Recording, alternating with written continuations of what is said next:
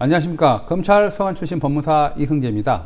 모욕죄 고소를 준비하거나 또 모욕죄에 대해서 고소를 했으나 불송치 결정되었을 때 의의 신청을 준비하실 때 반드시 알아야 할 법리를 최근 대법원 판결을 토대로 간략하게 설명드리겠습니다. 자, 모욕죄가 성립하려면 형법 제311조는 공연히 사람을 모욕한 자는 1년 이하의 징역이나 금고 또는 200만원 이하의 벌금에 처한다라고 규정하고 있습니다. 여기서 말한 모욕이란 구체적인 사실을 적시하지 않고 사람의 인격적 가치에 대한 사회적 평가, 즉 외부적 명예를 침해할 만한 추상적 판단이나 경멸적 감정을 표현하는 행위를 의미합니다. 첫 번째, 보호법익인데요. 외부적인 명예입니다. 모욕죄는 개인의 주관적 감정이 아닌 사회적 평가, 즉 제3자의 눈에 비친 외부적 명예를 보호하고 있습니다. 자, 판단 기준은요, 객관적 사정에 의해서 판단을 합니다. 당사자 간의 관계라든지 표현이 나온 경위, 또 표현 방법, 또 상황 등을 종합적으로 고려해서 명예침해 여부를 엄격히 판단하고 있으며 단순히 기분이 나빴다라는 이유로는 모욕죄 성립이 되는 것이 아닙니다. 자, 그럼 사례를 한번 보도록 하겠습니다. 자, 아파트 TV 모니터에 이제 글을 게시한 사건인데요. 자, 사건의 핵심은 피고인이 아파트 로비 TV 모니터에 다음과 같은 문구를 게시를 하였습니다. 미쳤구나 입주자 대표 회장, 당신에게는 회장이란 말 쓰기도 부끄럽다, 이런 표현을 했는데요. 검찰에서는 이 표현이 피해자를 공연히 모욕한 것이라고 보아서 이제 기소를 했습니다. 그래서 1심과 항소심에서는 모두 유죄로 판단을 했습니다. 그런데 대법원은 1, 2심 판결을 파기하면서 아래와 같은 이유를 들어서 모욕죄 구속 요건을 충족하지 못한다고 판단하였습니다.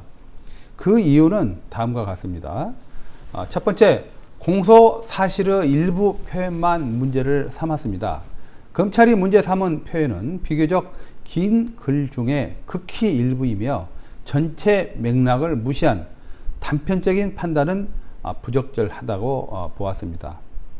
두 번째, 사안의 배경을 고려하였는데요. 당시 입주자 대표회의 내 회계 부정 및 분쟁 상황 속에서 피해자의 사퇴를 촉구하고 문제를 알리기 위해 게시한 글이라는 점에서 표현의 동기와 목적은 공익적인 성격을 띈다고 보았습니다.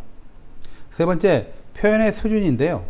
문제가 된 표현은 경미한 수준의 추상적 표현으로 인격을 심각하게 침해하거나 외부적 명예를 훼손할 정도로 모멸적인 욕설로 보기 어렵다고 보고 있습니다. 네 번째, 표현의 자유와 명예 보호 균형인데요. 헌법상 보장된 표현의 자유와 개인의 명예권은 모두 중요한 기본권으로 그 조화로운 해석이 필요한 점을 강조하고 있습니다. 자, 여기에서 이제 결론 및 시사점인데요. 대법원에서는 미쳤구나 회장이라 부르기 부끄럽다라는 표현이 모욕죄에 해당하지 않는다고 이제 이렇게 판결을 하였는데, 자, 모욕죄 성립 여부는 단순히 표현 내용만이 아니라 사건의 어떤 전후 맥락, 또 표현의 목적과 수준, 또 당사자의 관계 등 이러한 종합적인 부분으로 고려해서 판단해야 한다고 판결 이유입니다. 자, 법무사 의견입니다. 이 판결에서 모욕죄 판단에서 표현의 자유와 명예 보호 균형을 어떻게 맞출 것이냐에 대한 중요한 기준을 제시한 어떤 판결인데요.